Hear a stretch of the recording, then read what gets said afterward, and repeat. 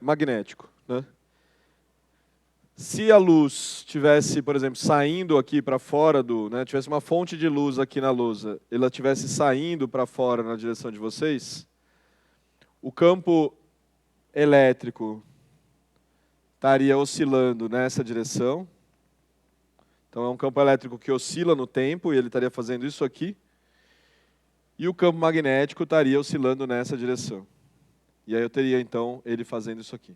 Então a onda eletromagnética, né, ela tem um campo magnético que faz isso e um campo elétrico que faz isso aqui. E eles oscilam na mesma frequência, que são a frequência da luz.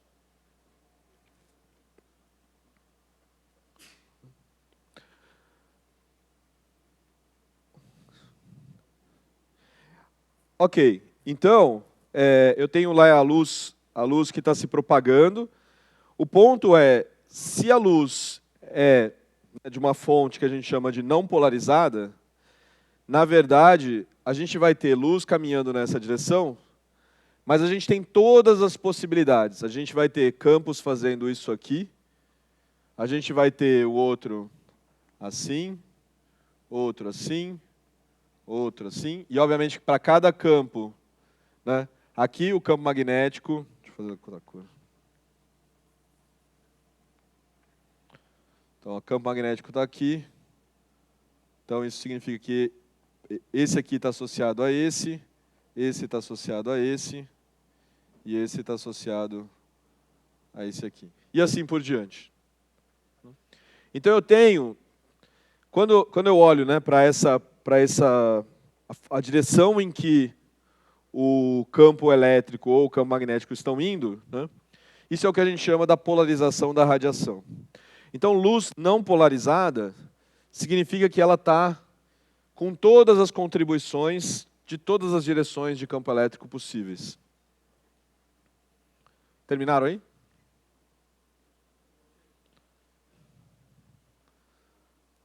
São dois, cadê os dois? Ah, tá bom. O que a gente tem na mão, né, é um polarizador. Um polarizador, ele é feito de um certo material e que tipicamente é um material com estrias.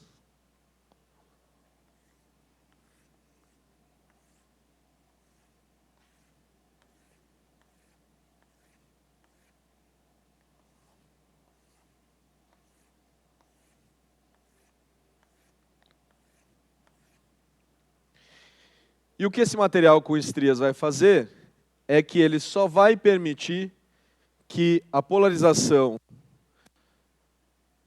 do campo elétrico nessa direção passe. Se ele estiver nessa direção, se ele estiver perpendicular, ele vai passar na outra direção.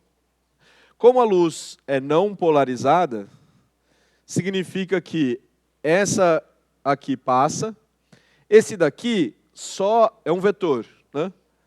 Então só o pedaço desse vetor que tiver paralelo a esse daqui passa, e assim por diante. Então o único que vai ser completamente barrado é esse.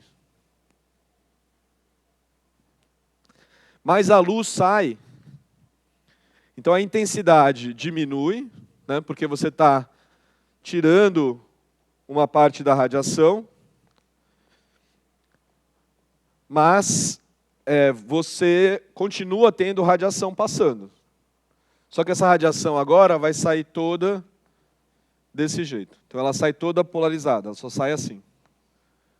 Você pega e soma as contribuições dessa direção, esse cara em particular cancelou, e aí a luz sai polarizada, porque agora só sai com o campo nessa direção. E se ele fosse perfeito? Nenhum polarizador é perfeito, sai um pouco de contribuição dos outros. Deixa eu...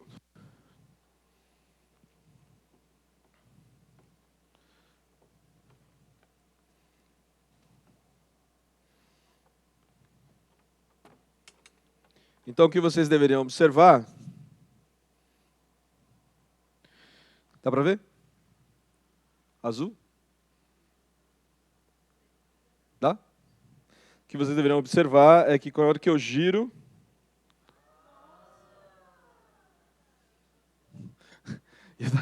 Deixa eu pegar o... Lulu, empresta o seu celular aí.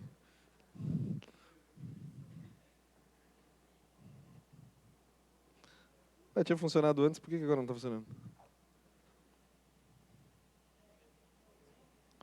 Deixa eu ver o... Cadê o outro? Ah.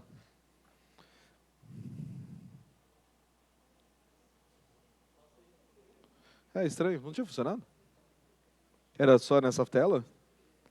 Era nessa tela?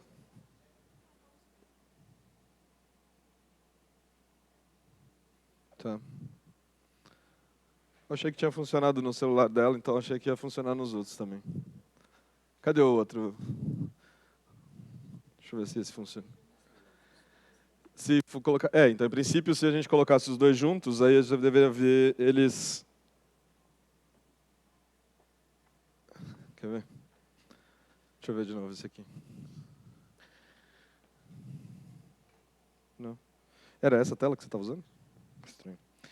Não, então, o que acontece é o seguinte. Tipicamente, se você pegar esse polarizador, né, e vai passar só nessa direção aqui. O que acontece, por exemplo, na tela do computador, é que a tela do computador também tem um polarizador, para diminuir a reflexão da tela.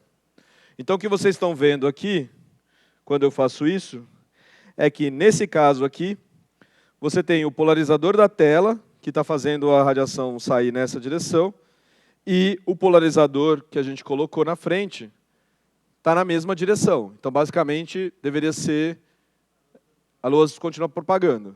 Quando eu coloco ele nessa direção, aí ele está barrando a luz que está vindo nessa direção. Mas, nesse caso, como eu já polarizei ele uma vez, ele barra tudo. E aí fica escuro. Né? E, tipicamente, a luz do... tipicamente, a luz a tela do celular também tem polarização. Então, então deveria funcionar da mesma forma como acontece nessa tela, acontece na tela do celular.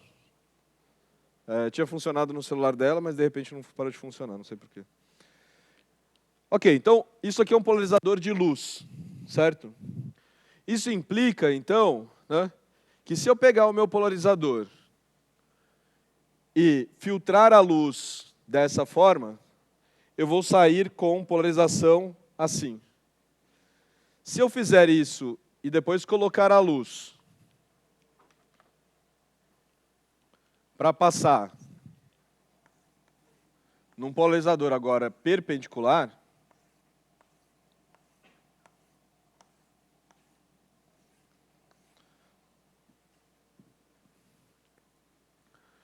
o que vai acontecer é que aqui não deveria ter nada saindo. Certo?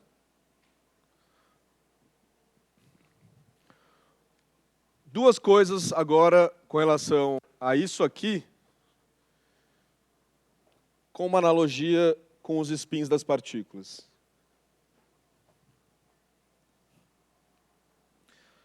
Então vamos supor que eu vou fazer um experimento bastante semelhante, né? Então, em vez de pensar em polarização, agora eu vou pensar que a minha partícula tem spin para cima ou spin para baixo. E eu vou medir spin para cima ou spin para baixo numa certa direção. Então, vamos supor que eu crio aqui, primeiro, um feixe de partículas que tem spin. E, inicialmente, eu não escolho qual é o spin. Ele é não polarizado, do ponto de vista de spin. Tem tantos spins, partículas com spin para cima, como partículas com spin para baixo. E eu vou medir... E aí eu vou passar isso por um experimento. Suponhamos que eu possa ter um experimento que selecione, né, spins.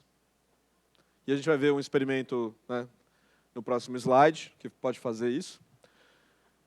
Eu vou selecionar os spins numa certa direção. Então, eu vou selecionar spins na direção Z, por exemplo. Então, eu vou chamar esse eixo de Z e vou medir os spins. E aí, nessa minha caixa aqui, os spins negativos, né, então, tanto mais aqui, eu vou chamar de para cima, menos eu vou chamar de para baixo. Quando eu faço essa seleção, eu seleciono e vai sair daqui só spins para cima.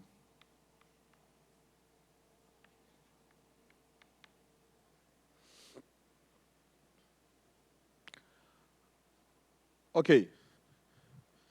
Aí eu passo de novo, então esse cara aqui seleciona na direção Z. Aí eu vou fazer o seguinte, eu vou medir de novo o que saiu daqui e medir de novo o spin na direção Z. Isso é equivalente a pegar o meu polarizador e colocar um outro polarizador equivalente a esse aqui.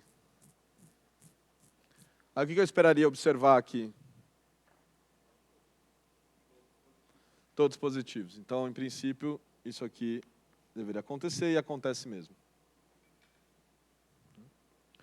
Vamos supor agora que ao invés de fazer esse experimento,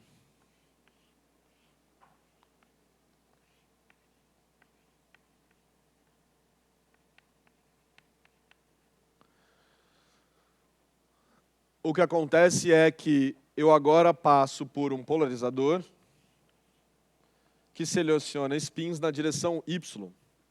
Então vejam que né, eu selecionei spins na direção Z e agora eu vou passar aqui, só tenho H cortado sobre 2, né, spins para cima.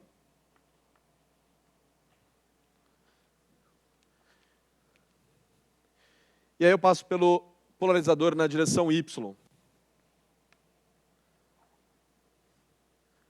Dado o que a gente falou sobre polarização, né, em luz, o que eu esperaria que acontecesse aqui?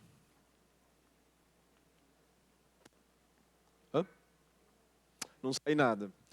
Mas a verdade é que se eu colocar um polarizador aqui numa direção perpendicular à direção do primeiro, vai sair de novo um conjunto de partículas. Se eu ficar medindo aqui, né, metade das partículas vão sair com mais H sobre 2 e metade vão sair com menos H sobre 2.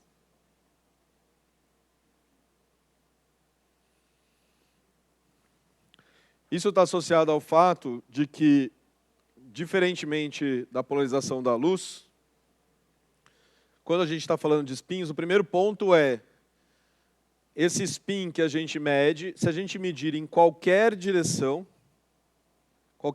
que tiver o meu polarizador de spin para fazer medidas de spin, independentemente da direção, eu sempre vou obter H cortado sobre 2. Qualquer medida de spin do elétron que eu fizer, vai me dar H cortado sobre 2. O segundo ponto é que, diferentemente desse caso aqui, o espaço XYZ para os spins estão conectados. Da mesma forma como momento e posição na mecânica quântica estão conectados, spins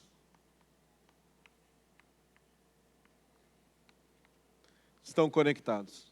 Estão conectados significa que a gente chama de não comutam.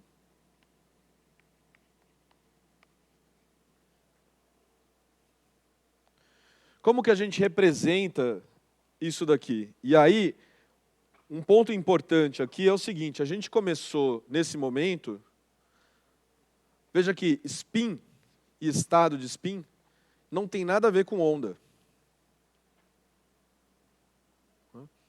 A gente está associando agora dois valores possíveis, portanto, dois números quânticos associados ao spin, né? Mais e menos, para cima, para baixo, menos meio mais meio, que você quiser, né? Número que você quiser dar, mas tem dois valores possíveis.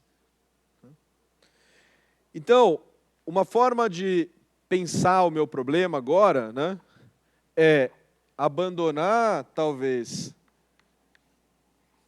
a ideia de uma função e começar a pensar em representar o meu objeto em termos dos seus números quânticos. Então, por exemplo, no átomo de hidrogênio, eu tenho agora, então, 4 números quânticos, porque o elétron tem spin. Então, eu tenho N, L, M, eu vou chamar isso aqui de MS.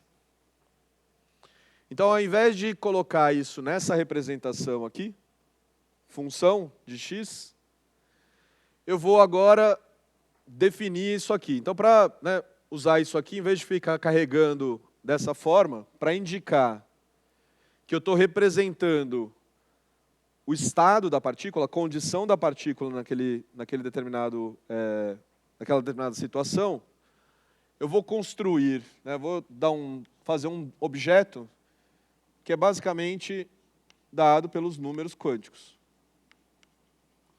E a gente representa esse objeto dessa forma aqui. E isso é um estado.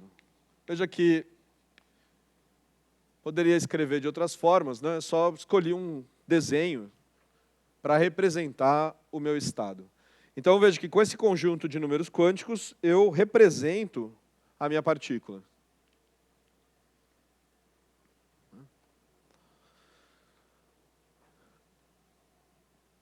E esse MS aqui pode estar em qualquer uma das direções, como eu falei. Tipicamente, a gente escolhe a direção Z.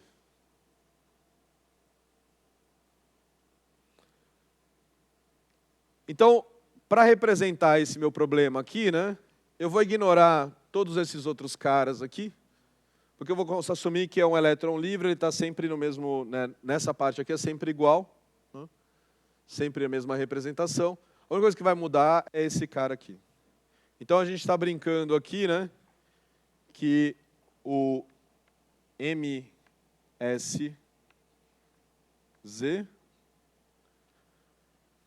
é o que está sendo medido.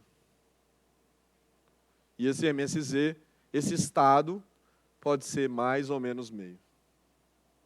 Agora, como que eu represento, então, o fato de que eu criei aqui partículas que podem estar nesse, tanto com spin mais meio, quanto com spin menos meio. Então, uma forma de pensar é o seguinte. Eu crio das minhas N partículas.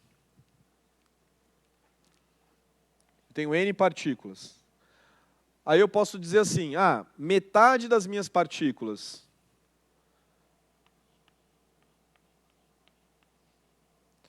tem spin meio, e a outra metade tem spin menos meio.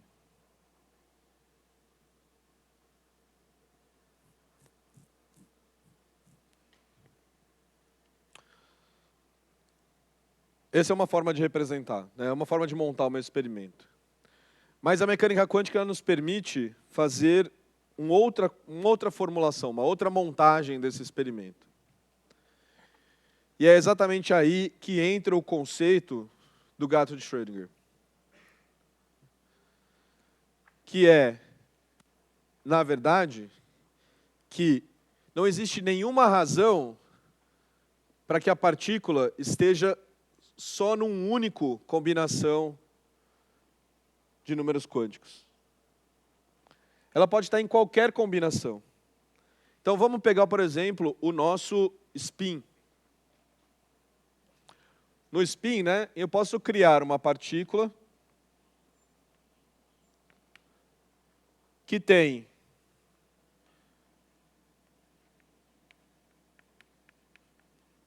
meio,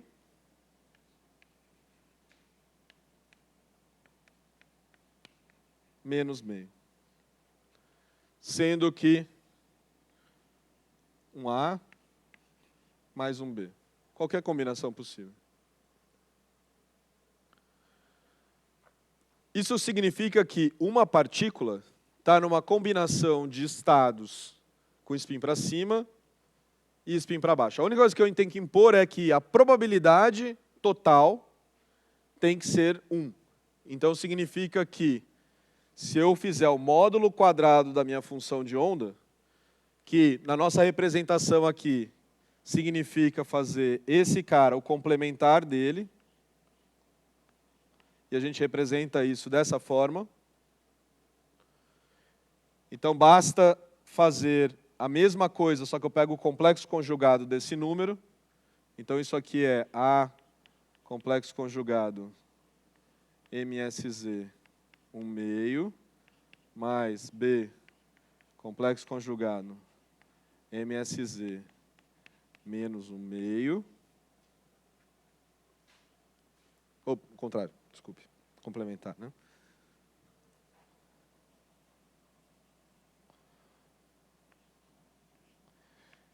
Com produto desse cara aqui. A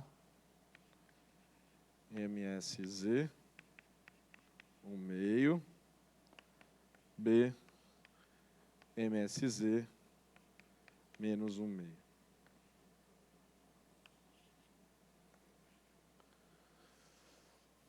E aí é só fazer o produto. Então eu vou ter o primeiro, é módulo ao quadrado de A MSZ. Quando você começar a colocar só para cima, que é o primeiro, mais A complexo conjugado para cima, para baixo, mais o B. A, B complexo conjugado para baixo, para cima, mais B módulo ao quadrado para baixo, para baixo. E aí eu vou dizer o seguinte, isso aqui é essencialmente qual é a probabilidade de que eu estou com um spin para cima e vou para um spin para cima. Essa probabilidade é 1. Então isso aqui é 1. Qual é a probabilidade de estar com o spin para cima e, sem nenhum ganho de energia, mudar o spin para baixo? É 0. Então, esses termos que estão trocados, eles vão para 0. Isso é o que a gente chama de ortogonal.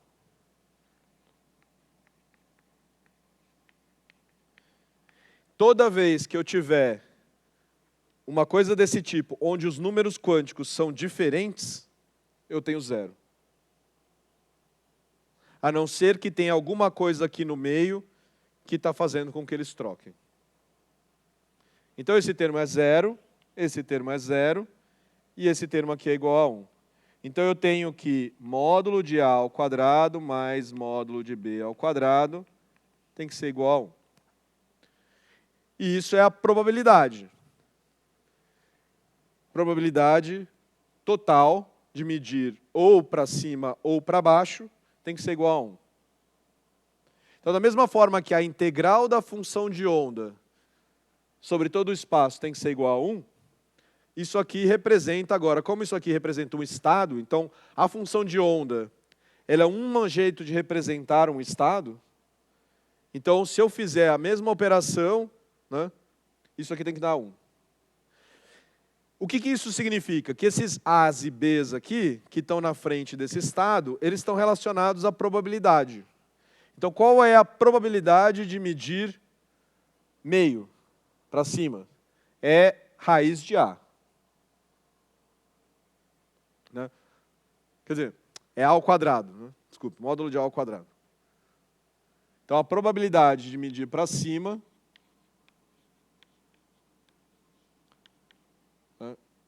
é igual a módulo de A ao quadrado. A probabilidade de medir para baixo é igual a módulo de B ao quadrado. Então, quem já... Pode falar.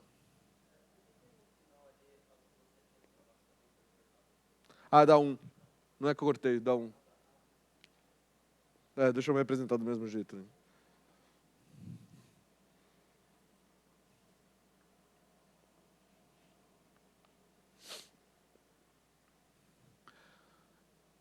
Então, quem já ouviu falar do experimento do gato de Schrödinger? Todo mundo.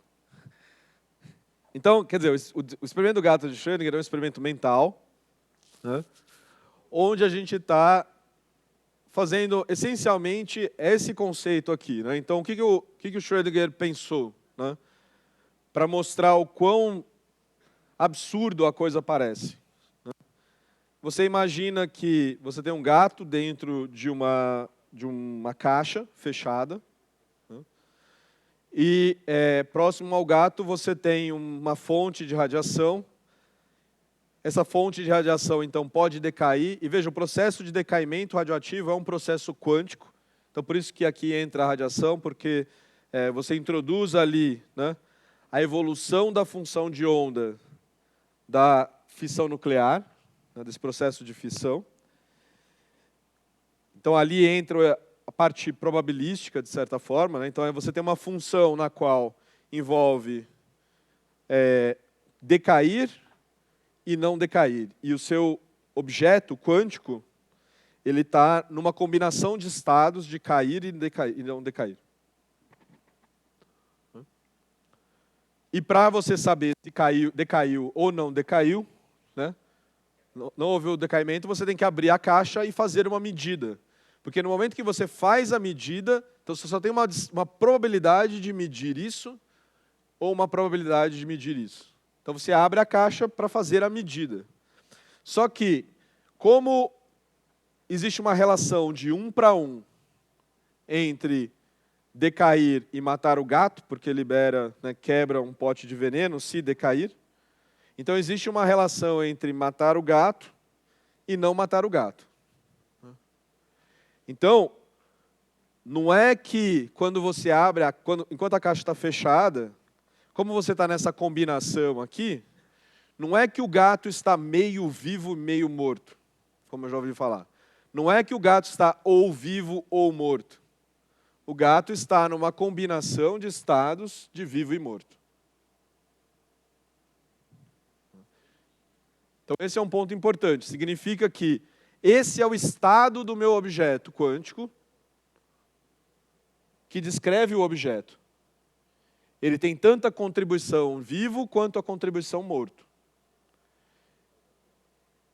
E ele só vai chegar num estado ou no outro quando eu fizer a medida. Então existe uma probabilidade de encontrar a partícula nesse estado para cima e a probabilidade de encontrar a partícula no estado para baixo. Ok? Está tudo funcionando até agora? É muito mind-blowing, não? É muito... Segurem os chapéus, então. Veja, então. Então, o primeiro passo a gente já fez. Então, em vez de construir a minha fonte aqui, né, com N partículas com spin para cima e N partículas com spin para baixo, o que eu estou fazendo aqui é construindo a minha fonte de tal forma que ela está nessa combinação. Então, cada partícula tem essa combinação. Mas no momento que eu passo pela fonte, eu escolho um. Eu faço uma medida. Então, eu escolho spin para cima.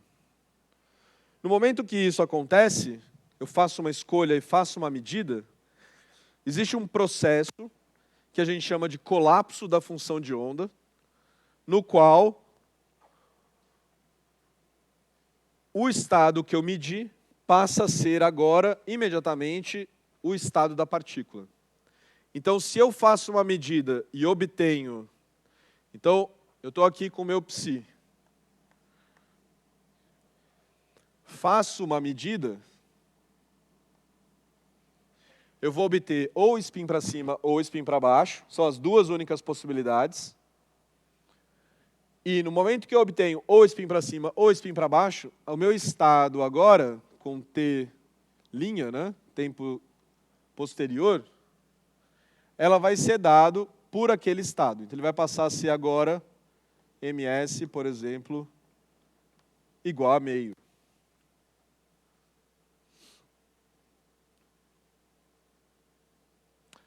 E aí não tem mais A aqui, porque, lembra, a probabilidade tem que ser 1, sempre. Então, agora, a probabilidade é 1 de medir isso aqui. Então, se eu fizer uma nova medida de spin na direção Z, eu vou obter sempre spin na direção Z. Porque é isso que eu medi, e se eu continuar medindo, eu vou medir a mesma coisa. Então, no momento em que eu faço a segunda medida, ou eu obtenho h sobre 2, ou se eu tentar selecionar menos meio, eu vou ter 0. Então, tudo que vai sair daqui vai ser h sobre 2. Perfeito. Então, essa parte do experimento está ok.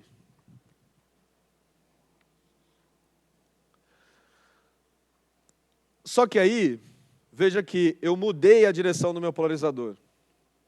Agora eu vou medir na direção Y. E se eu vou medir na direção Y, os estados não são mais na direção Z. Então eles agora vão ser descritos por estados do tipo MY igual a mais meio e estados na direção Y de menos meio.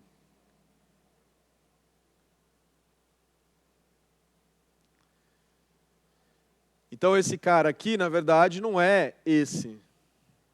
O que acontece é, por como a gente introduziu esse conceito de não comutativo, existe uma conexão entre eles e, na verdade, nesse caso aqui, esse cara é dado por 1 sobre raiz de 2 my igual a mais meio, mais my igual a menos meio. Então esse aqui é o Z, né?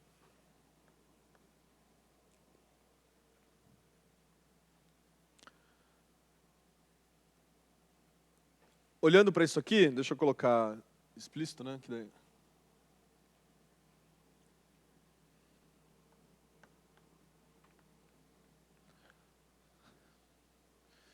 Se saiu mais meio, aí a pergunta então agora, olhando para aquilo ali e olhando para isso aqui, medida em Y, qual é a probabilidade de sair menos meio e qual é a probabilidade de sair mais meio? Qual é a probabilidade no total de sair ou um ou outro? 100%, isso. Então é 1, né? Qual é a probabilidade de sair mais meio? Quanto? 50. De onde que eu vejo isso dessa equação aqui? 1 sobre raiz de 2 ao quadrado, né? Então existe esse número aqui ao quadrado, fazendo exatamente a mesma conta que a gente fez aqui, ó, é a mesma ideia, né? Do jeitinho que a gente fez, só que em vez de spin para cima na direção Z, é na direção Y. Então tem 50% de probabilidade de eu medir com spin para cima e 50% de probabilidade de medir com spin para baixo. Certo? Ok, então a gente tem esse processo, né? A gente agora começou a abandonar o conceito de função de onda e passa a trabalhar com estados. Então agora aquilo que representa a minha partícula é esse objeto aqui, que a gente chama de ket. Por que chama de ket? Porque quando a gente faz isso aqui, a gente chama esse lado, que é o complementar dele, de bra, e esse de ket. Os físicos não têm muita imaginação, né, como vocês podem ver. Então, porque fecha, né? Então, o nosso ket de estado, representa a partícula, né, com os seus respectivos números quânticos.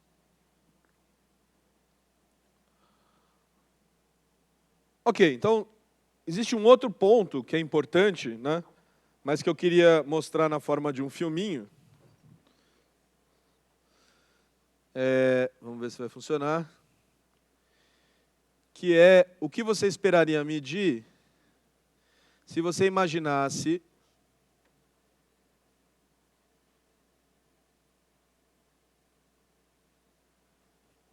Está funcionando?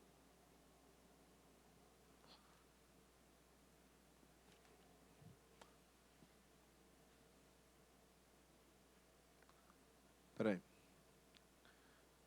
Ele abriu.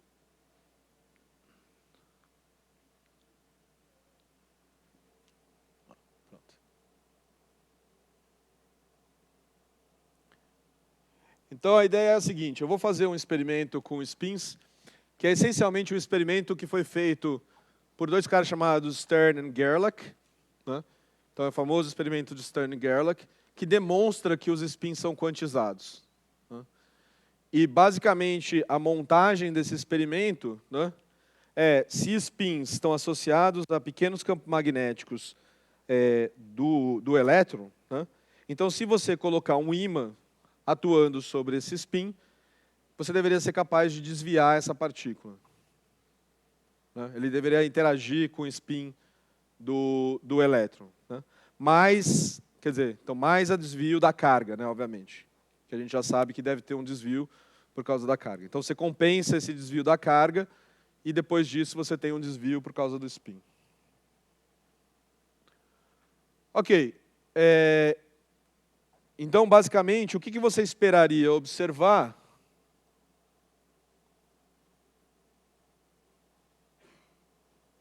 se os meus spins fossem clássicos, né? Então, só para a gente ter ideia, então a gente tem lá o nosso experimento, e aí as nossas partículas, como ela é um spin, né, ela tem a gente pode pensar como se fosse um pequeno ímãzinho, e aí ela é desviada para cima ou para baixo, dependendo da polarização do ímã. Mas se o ímã, né, se ele estiver entrando e a gente não tem controle, né, do spin, o que a gente esperaria é que, depois de vários e vários experimentos, né, as direções dos momentos magnéticos que a gente deveria observar, ou seja, os desvios associados aos elétrons, deveriam ser contínuos nessa placa. O que o experimento mostra é que, se você joga spins quânticos, né, sempre vai em dois lugares, mais meio e menos meio. Então, de novo, né, o spin é uma propriedade que não é... A gente pode fazer uma analogia com um pequeno ímã para o elétron, mas essa analogia só vai até um certo ponto. Depois disso, a gente tem que realmente pensar nisso como uma propriedade intrínseca e quântica. Ou seja, essencialmente, o que a gente está dizendo é que, né, ou a gente mede mais meio, ou a gente mede menos meio. A gente não vai medir alguma coisa no meio desse caminho.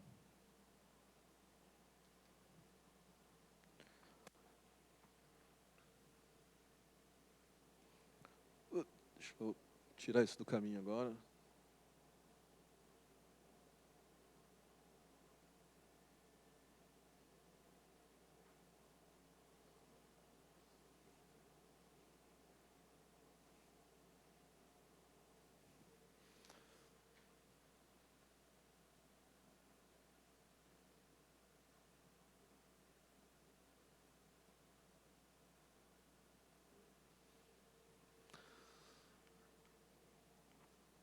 E com a criação dos spins... Pode falar.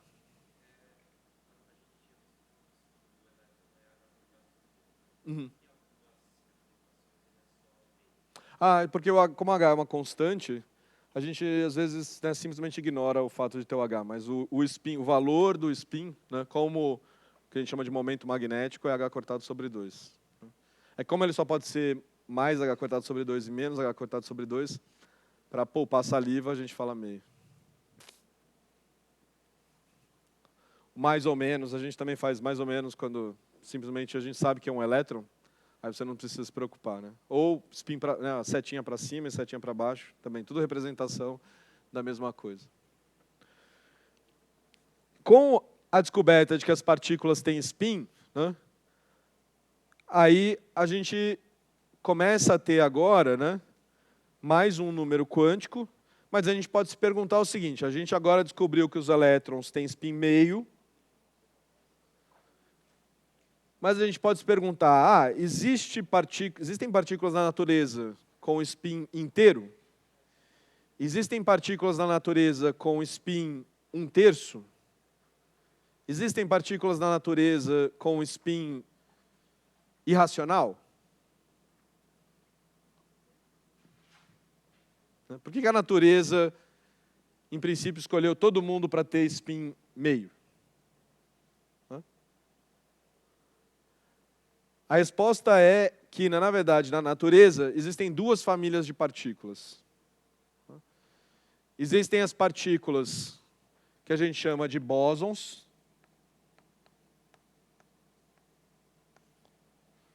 E existem as partículas que a gente chama de férmions.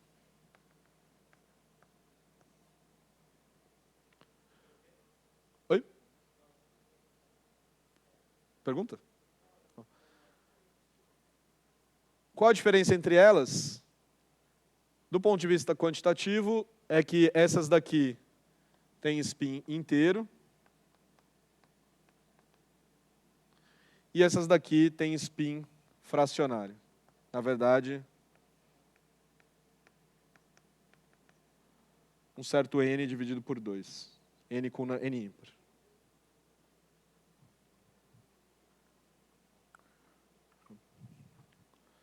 Então, partículas de spin semi-inteiro, né, vão ser chamadas de férmions. Então,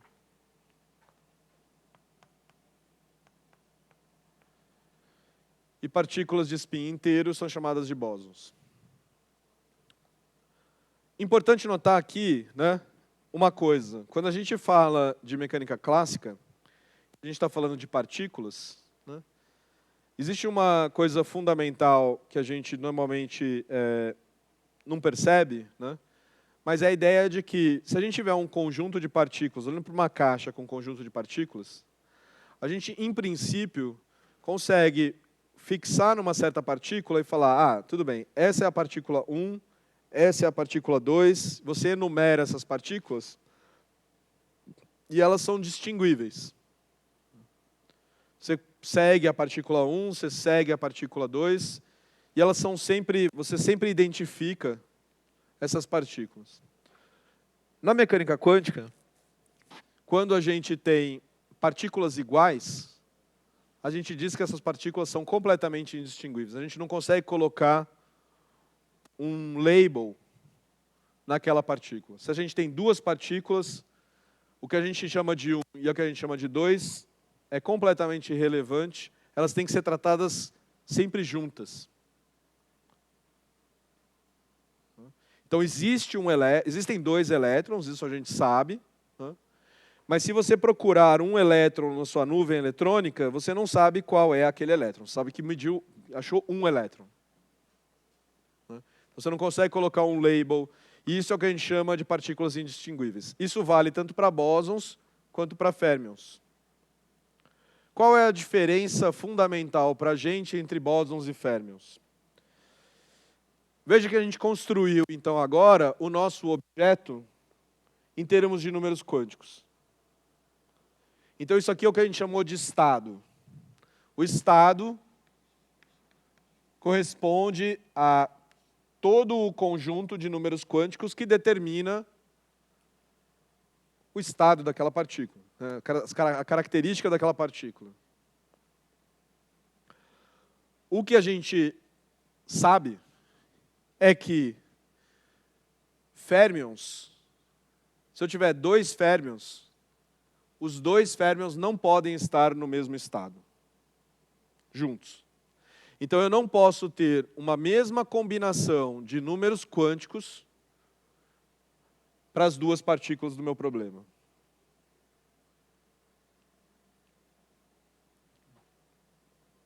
Enquanto não existe uma restrição para bósons. Os bósons podem todos estar no mesmo estado. Isso leva a um efeito interessante, né, que foi inicialmente previsto pelo Einstein, mas só foi obtido no final da década de 90, que é um dos estados da matéria que a gente chama de condensado de Bose-Einstein. Condensado de Bose-Einstein nada mais é do que conseguir fazer com que um conjunto de bósons esteja, né, num estado de mais baixa energia, todos eles juntos no mesmo estado. E aí, né, se eu gás de bósons, ele apresenta umas propriedades bem interessantes, muito diferentes do gás ideal. E, portanto, você consegue calcular, ou observar essas propriedades baixando bastante a temperatura do seu sistema, para um sistema de bósons. A mesma coisa você não consegue fazer com férmions, porque você não consegue colocar todos os seus férmions, se você tiver um conjunto de férmions, todos no mesmo estado. Essa incapacidade de colocar férmions no mesmo estado é o que a gente chama de princípio da exclusão de Pauli.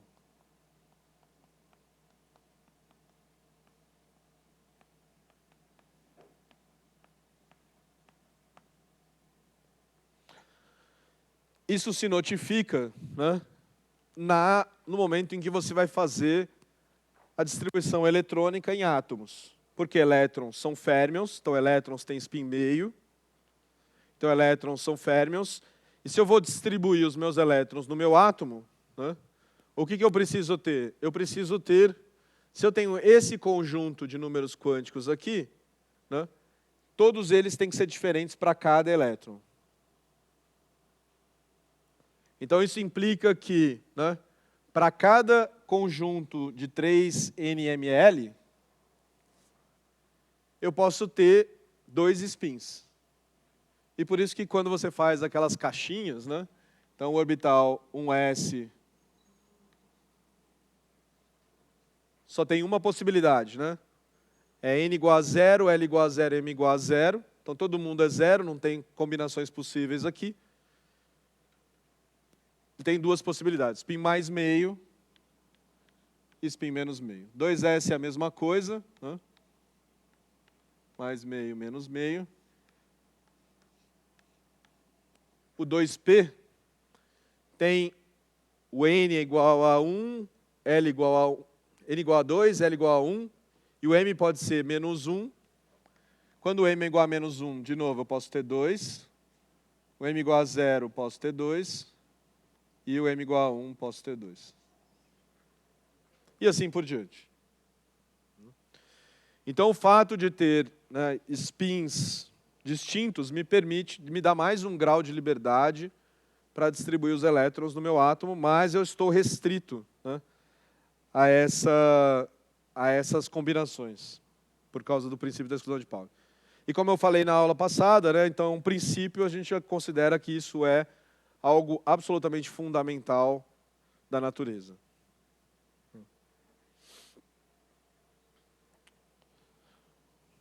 Ok, daí eu vou usar os últimos 15 minutos.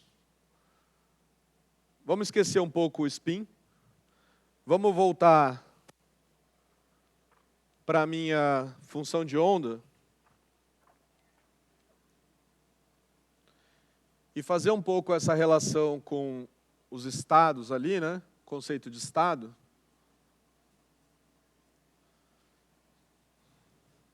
Para fazer uma analogia.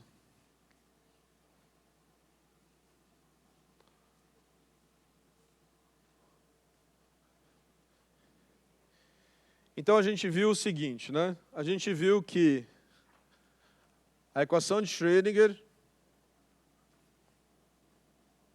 para qualquer problema,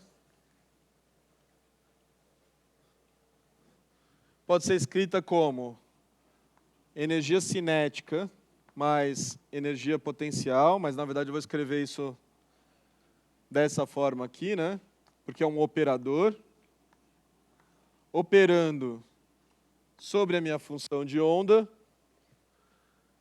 é igual a energia vezes a função de onda. Lembrando que o K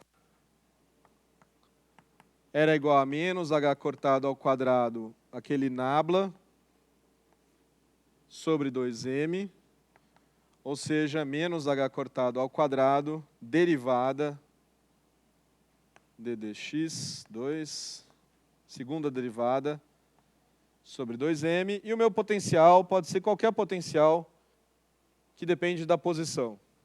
Então, V de x. Então, no nosso caso, a gente tinha 1 sobre 4π epsilon 0, Q1, Q2, sobre R. Certo? Vamos supor que eu sei calcular essa função de onda. Né? E essa função de onda tem a seguinte cara.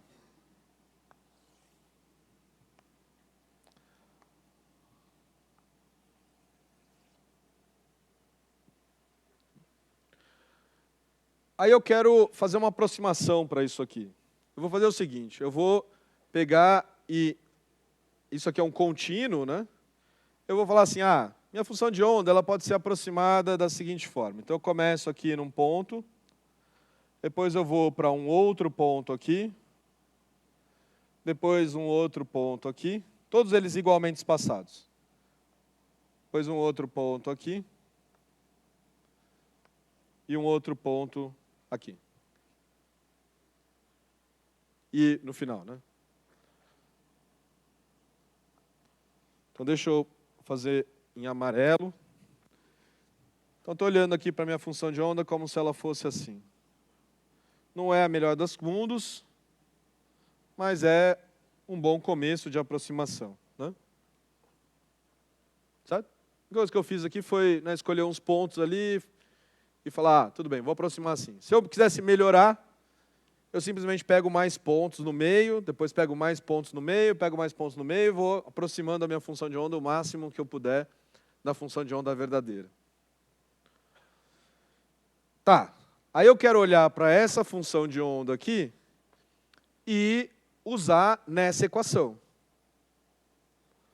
Então, esse pedaço é simples, eu pego essa função para cada ponto e multiplico por E, resolvido esse lado.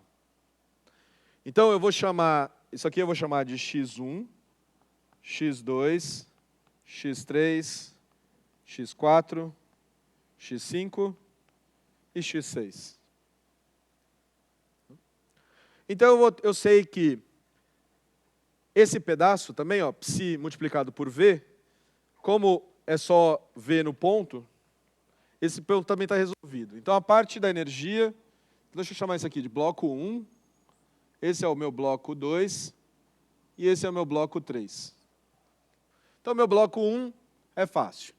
É só pegar o E e multiplicar pela função de onda no ponto. Então, eu vou chamar o ponto qualquer xi. Né? E são os meus índices, 1, 2, 3, 4, 5 e 6. Ponto 2. O 2 também é fácil. Eu pego a potencial no ponto xi e multiplico pela função no ponto xi. O meu problema agora está aqui. Eu quero fazer a segunda derivada. Vocês viram derivada ontem, né? Então, eu vou aplicar a derivada 2 vezes na minha função de onda. Ok, então eu vou fazer isso. Então, eu vou fazer, por exemplo, para o ponto 3. Gostaria de calcular qual é a derivada no ponto 3. Pode falar. Eu não consegui ouvir. Igualmente é porque fica mais fácil da gente fazer a derivada, só por isso. Então, porque como... Eu já mostro por quê, mas então eu vou supor que essa diferença aqui é h, e é h para todo mundo. Né? Então, de um ponto para o próximo é sempre o mesmo. Isso porque daí eu não preciso me preocupar com qual é a distância entre eles. Eu escolhi pontos igualmente espaçados. Se eu vou diminuir o espaçamento, chega uma hora que é irrelevante. Né? Então, a ideia é, faço com 6, depois faço com um número menor, número menor, até que praticamente a função está toda bem descrita. Né? Então, a melhor coisa a fazer é a fazer isso com uma constante igual. Todo mundo está igualmente espaçado. Perfeito. Então, vamos fazer a derivada desse ponto aí.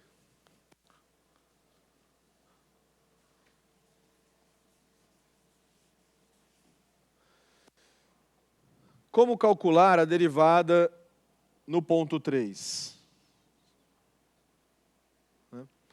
Uma forma de calcular a derivada no ponto 3 é fazer a derivada aqui, primeiro, a primeira derivada, e depois a derivada aqui.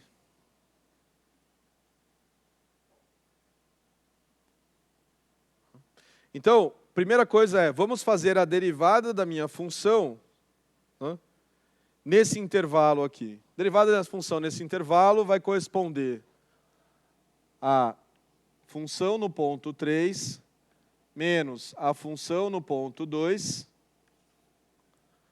dividido pela diferença entre eles, que eu chamei de h. Então, todo mundo é sempre h. Então, essa aqui é a derivada da função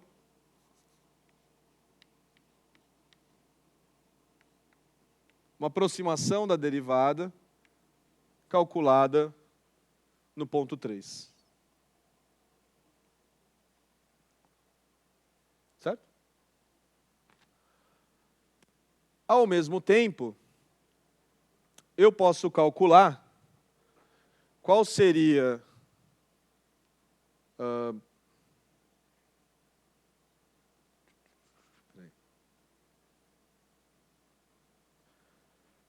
na verdade, peraí.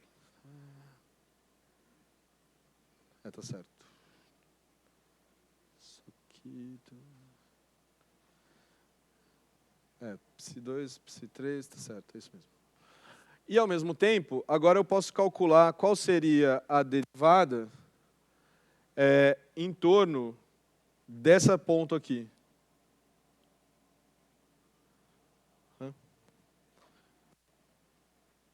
Então, a derivada em torno do ponto 4, né,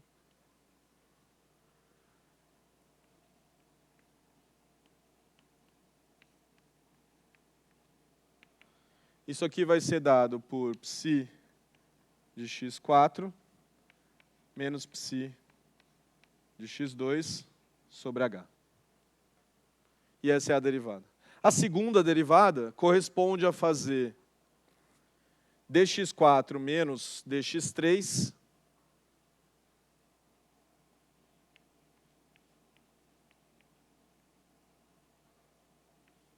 calculado nesse caso aqui.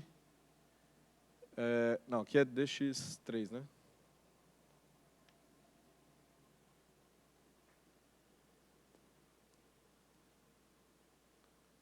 Peraí. x3, dx2... Isso, está certo. Então, dpsi calculado em x3, isso aqui vai ser dado pelo ponto final, a derivada desse menos esse dividido por h.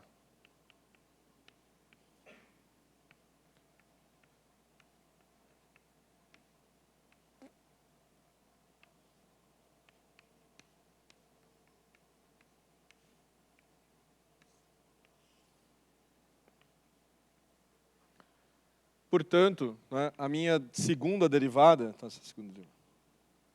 vai ser dado por psi de x4 menos 2 vezes psi de x3 mais psi de x2 dividido por h cortado ao quadrado. H ao quadrado. Deixa eu colocar delta, porque h a gente usa para constante de Planck, né?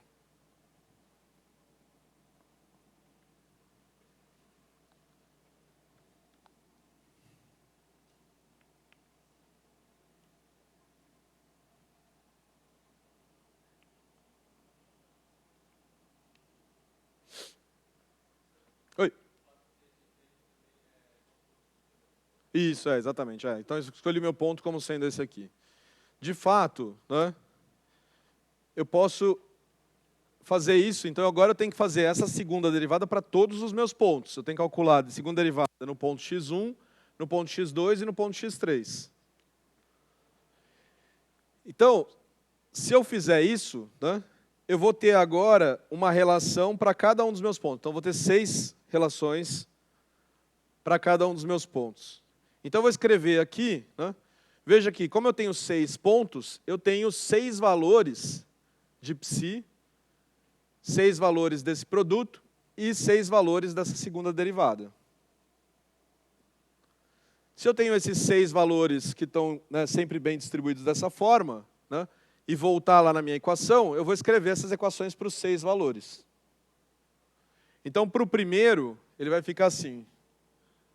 H cortado ao quadrado sobre 2m, 1 sobre delta quadrado. Esse cara aqui é sempre igual para todos os caras da derivada, né? Então, ele vai ficar psi1 de x1. Depois ele vai ter esse mesmo número aqui. Então, para não ficar carregando esse valor aqui, eu vou chamar isso aqui de C.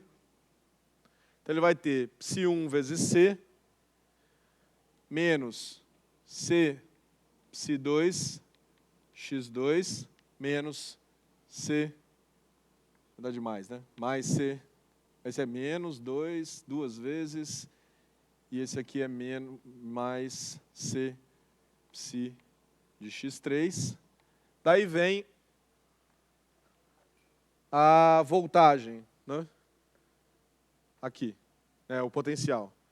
Então, isso aqui vai ser V calculado em x1, psi de x1, é igual a E psi de x1. Essa é a primeira equação.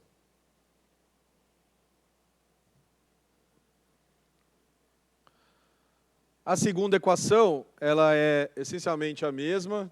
Então, C psi de x1, 2C de psi x2, C x3, V de x2 psi x2, E psi calculado em x2. O próximo é psi de x2 menos 2C, psi de x3 mais C psi x4, V x3 psi x3 e psi x3. Depois tem C psi x3 menos 2C psi x4 menos mais C psi x5, V x4 psi x4 e psi de x4. Meu braço ficou cansado, eu vou parar por aqui, mas tem mais duas equações. Oi. Da primeira para a segunda é a mesma relação? Ah, essa parte aqui? Boa pergunta. É porque é o seguinte, veja que não tem ponto antes do x1. Então, na hora de montar minha segunda derivada, eu tenho que usar esses 3 pontos para calcular essa ponto aqui. Então, acaba sendo a mesma equação para a segunda derivada, mas calculada no x1. Dá para ver isso porque na nossa aproximação, né, a derivada aqui e a derivada aqui tem que ser iguais, né, porque a gente está aproximando por uma reta, no nosso caso, né, para simplificar. Então, vai dar a mesma relação. Então, vou ter uma outra equação igual aqui, né? E o que eu quero descobrir? Então, vamos supor que eu inicialmente falei, eu sei qual que é a função, mas a única coisa que eu fiz aqui foi, eu sei como calcular uma equação agora, um conjunto de equações, para psi1, psi2, psi3, psi4. Mas suponha que eu não soubesse quem são psi1, psi2, psi3, psi4. Agora, o que eu tenho são um conjunto de equações lineares relacionando alguma coisa com psi1. E eu posso notar que essas relações, essas equações ficam assim, ó, C menos 2C, C. Na verdade, o psi1 aqui, então aqui é C mais V de x1 menos 2C mais C Na verdade, aqui ainda tem o menos E, né? Então, menos E, menos 2C, C, 0, 0, 0. Depois eu tenho C,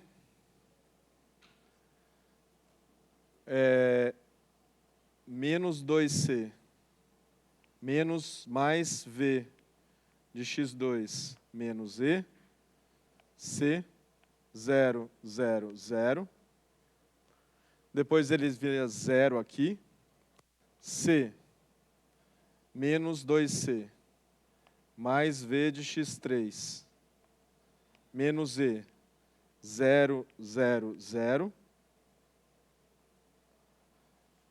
Depois, 0, 0, C, menos 2C, mais V de x4, menos E, 0, 0, C. Estou na quarta aqui, né? E aí continua, né? Então eu vou ter uma relação que é uma matriz psi de x1, psi de x2, psi de x3, psi de x4, psi de x5, psi de x6, multiplicado por um vetor, é igual a 0.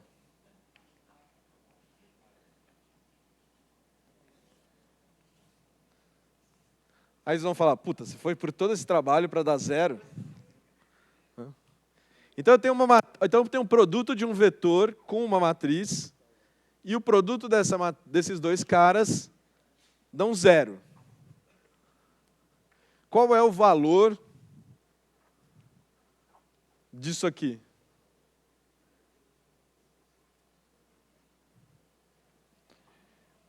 Então, obviamente, existe uma solução que a gente chama de solução trivial. Qual que é a solução trivial? 0. Então, a solução trivial é ela ser 0. Quando a gente tem sistemas de equações lineares, a gente tem 3 tipos, né, ou 3 possibilidades para esse sistema de equação linear. Quais são as 3 possibilidades? Ele ser, né, ter solução. Então, 0 é uma solução. Quais são as outras possibilidades? Oi? Ter infinitas soluções ou não ter solução nenhuma. A gente não quer, obviamente. Então, a gente não quer 0, porque 0 significa que a minha função de onda é 0 em todo lugar e isso não representa nada. Então, essa não é uma solução possível para a gente, fisicamente falando. A segunda possibilidade é não ter solução, que também, né, não é exatamente o que a gente quer. A outra possibilidade é ter um número infinito de soluções. Se um sistema linear tem um número infinito de soluções, o que a gente pode dizer sobre a matriz, essa matriz aqui? Pode falar.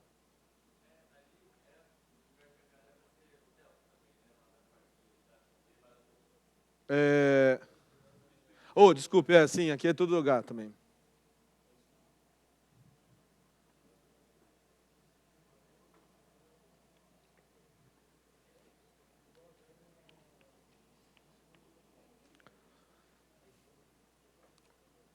O que a gente pode dizer sobre essa matriz aqui? Quem sabe? Determinante dessa matriz tem que ser igual a 0. Então tem que, né, você tem que falar alto. Quem grita mais, leva. O determinante dessa matriz tem que ser igual a 0. A gente vai falar um pouquinho sobre determinante na próxima aula, quando a gente resolver a molécula de hidrogênio. Mas, basicamente, o que a gente vai precisar é dizer, ok, quais são as energias que me dão... Veja que tudo o resto é definido. Velocidade, o potencial para aquele ponto eu calculo, porque eu sei o ponto, calculo o potencial. Isso aqui é só aquela constante, né? H cortado ao quadrado sobre 2m dividido por delta ao quadrado. Então, a única coisa que eu posso mudar é a energia que eu quero encontrar para a energia daquele problema. Então, se eu estou fazendo isso dessa forma, eu preciso encontrar as energias. Ou as soluções para esse problema aqui, né? Dado que a minha matriz é 6 por 6, nesse caso, quantas energias eu vou encontrar?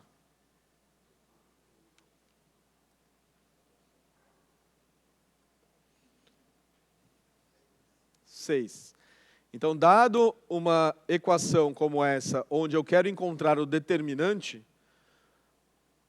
os valores de energia que me dão um determinante igual a zero, nessa relação aqui, né, é igual à dimensão da matriz. Você pode ter valores iguais, que a gente chama de degenerados, né, mas o número de soluções para isso aqui, a gente vai cair num polinômio, a gente vai ver. Então, numa matriz 2 por 2, a gente vai cair num polinômio de grau 2. Então, vai ter duas soluções. Pode falar. O C eu substituí para não ter que ficar escrevendo C é H cortado ao quadrado sobre 2m sobre delta ao quadrado.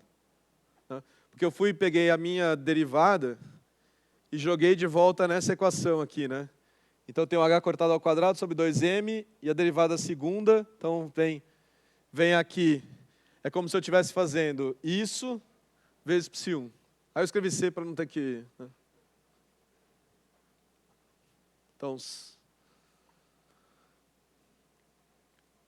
Então vejam o seguinte, né? Mesmo nessa descrição no espaço real, né, eu caio numa estrutura que é essencialmente, né, um problema de matrizes, né, um problema linear em matrizes, um problema de equações lineares em matrizes. Onde agora eu resolvi o meu problema usando as funções de onda. O primeiro problema que eu tenho aqui é o seguinte, que eu fiz uma aproximação para a minha função de onda escolhendo um conjunto de pontos, 6 pontos. Para algumas funções, 6 pontos é mais ou menos ok, por exemplo, como essa função aqui, né? Mas conforme a minha função vai ficando cada vez mais complicada, 6 pontos não é suficiente, eu preciso de mais pontos. Mas a ideia continua sendo a mesma, né?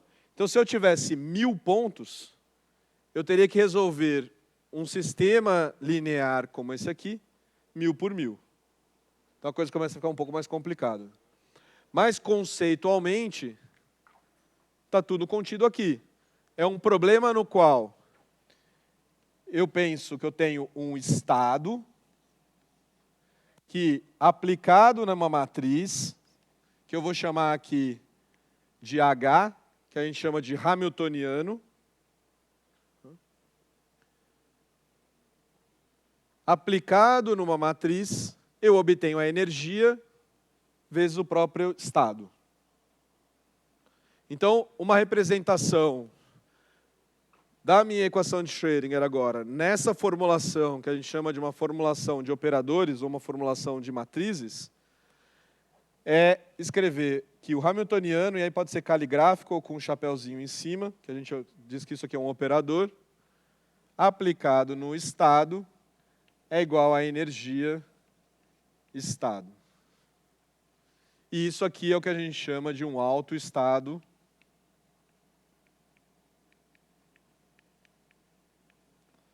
desse operador, que no caso é o hamiltoniano.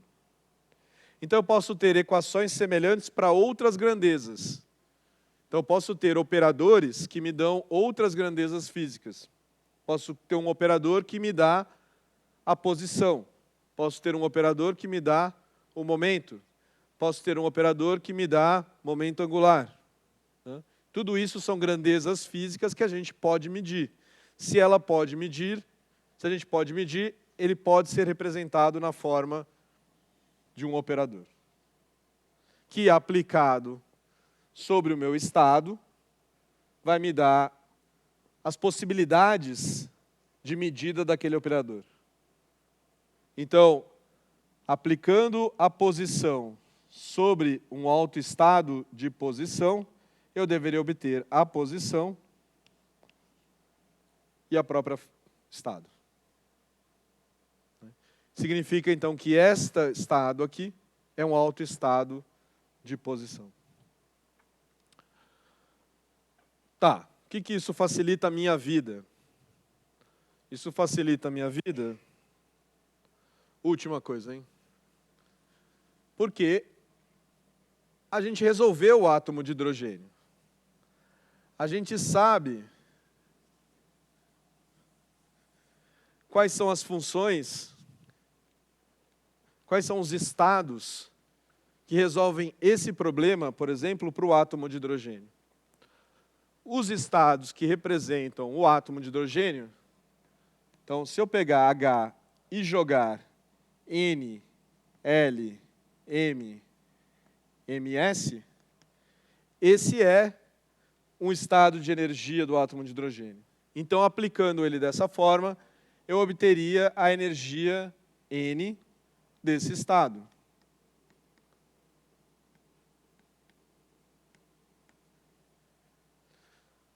Como não tem spin, né, eu vou ignorar o spin aqui só para ter 3, porque fica mais fácil.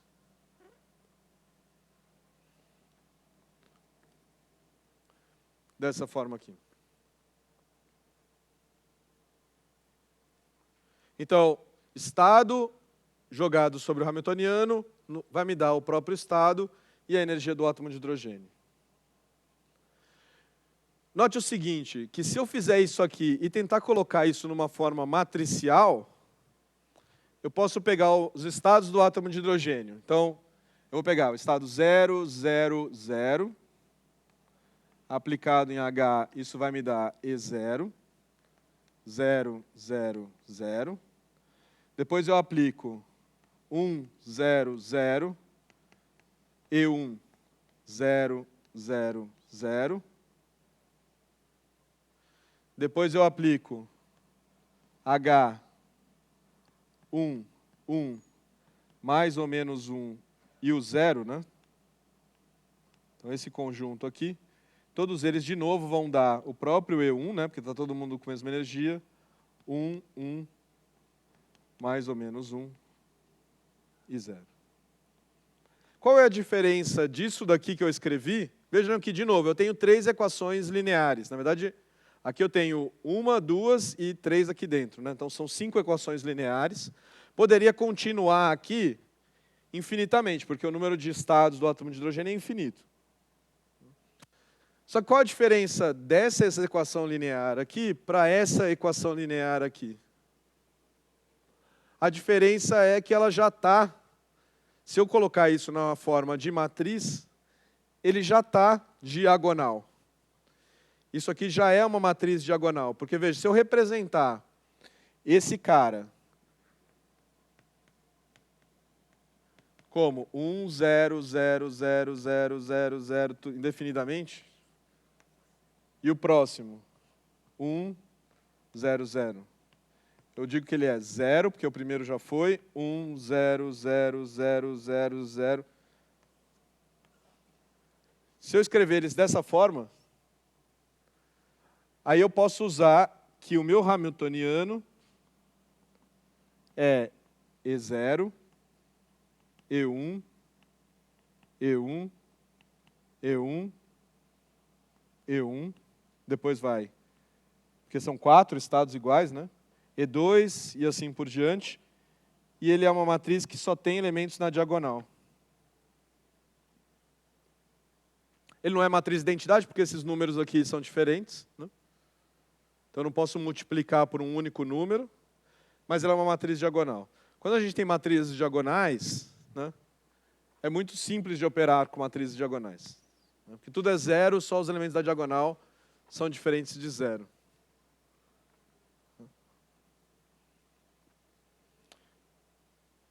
Então, né, quando a gente obtém isso aqui, um autoestado, isso significa que o nosso operador ele pode ser representado numa forma de uma matriz diagonal.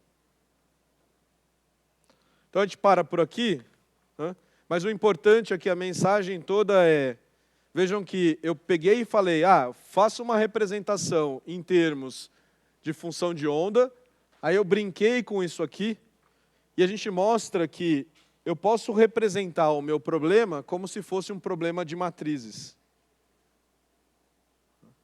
Representando o meu problema de matrizes, eu posso escolher um outro tipo de representação. Eu não preciso mais ficar nessa representação de posição.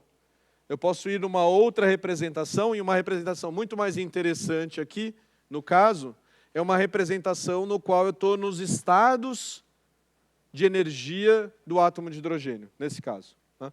Ou nos estados de energia do meu problema.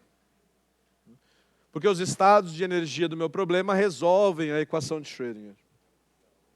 Então, o que a gente está fazendo é, a gente está agora dizendo, não preciso mais de função de onda, a função de onda é um jeito de representar o meu problema. Né? Existem outras formas de representar o meu problema. E agora, o meu estado, né, essa representação da minha partícula, ele não é mais descrito pela função de onda, ele é descrito por esse objeto, que a gente chama de estado.